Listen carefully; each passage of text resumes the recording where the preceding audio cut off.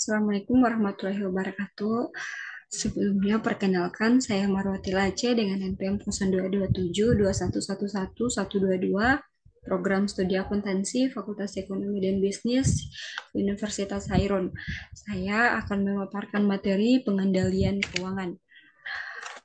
Keuangan dan fungsinya.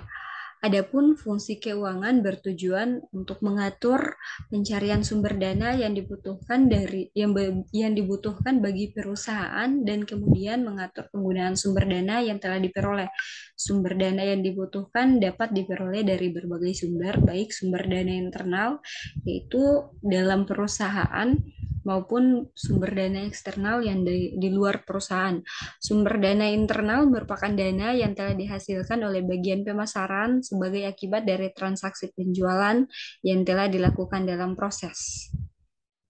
Lalu sumber dana eksternal berasal dari masyarakat umum yang dalam hal ini berupa pembelian saham oleh masyarakat kepada saham-saham yang telah dikeluarkan atau diterbitkan oleh perusahaan tersebut. Selanjutnya, arti penting laporan keuangan. Laporan keuangan diperlukan untuk mengetahui kondisi keuangan perusahaan.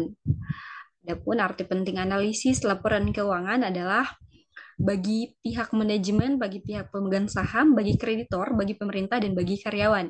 Bagi pihak manajemen untuk mengetahui, untuk mengevaluasi kinerja perusahaan, kompensasi, dan pengembangan karir. Lalu bagi pemegang saham untuk mengetahui kinerja perusahaan, pendapatan, keamanan, dan investasi. Lalu bagi kreditor untuk mengetahui kemampuan perusahaan dalam melunasi utang dan bunganya. Bagi pemerintah untuk mengetahui pajak dan persetujuan untuk go public. Lalu bagi karyawan penghasilan yang memadai, kualitas hidup, dan keamanan kerja. Selanjutnya, sifat laporan keuangan. Di sini saya mencatat 3, yaitu fakta yang telah dicatat, prinsip-prinsip akuntansi, dan pendapatan pribadi. Yang pertama, fakta yang telah dicatat. Laporan keuangan dibuat atas dasar fakta dari catatan akuntansi seperti jumlah uang kas yang tersedia dalam perusahaan maupun yang disimpan di bank, jumlah piutang, persediaan barang dagang, utang maupun aset tetap yang dimiliki perusahaan. Selanjutnya, prinsip-prinsip akuntansi. Data yang dicatat didasarkan pada prosedur maupun asumsi tertentu yang merupakan prinsip-prinsip akuntansi yang berlaku umum. Lalu yang terakhir, pendapatan pribadi atau PRIV. Walaupun pencatatan transaksi telah diatur oleh konvensi atau dalil dasar sudah ditetapkan menjadi praktik pembukuan, tetapi penggunaan kompensasi dan dalil dasar tersebut tergantung pada akuntan atau manajemen perusahaan yang bersangkutan.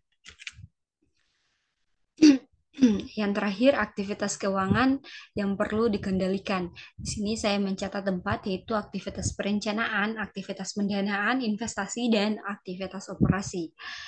Yang pertama, aktivitas perencanaan.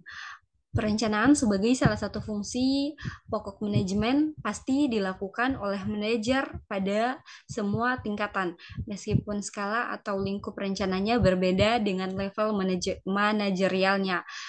Yang kedua, aktivitas pendanaan.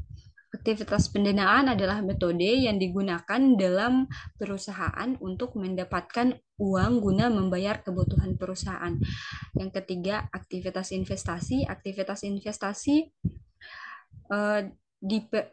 investasi adalah mengacu pada perolehan dan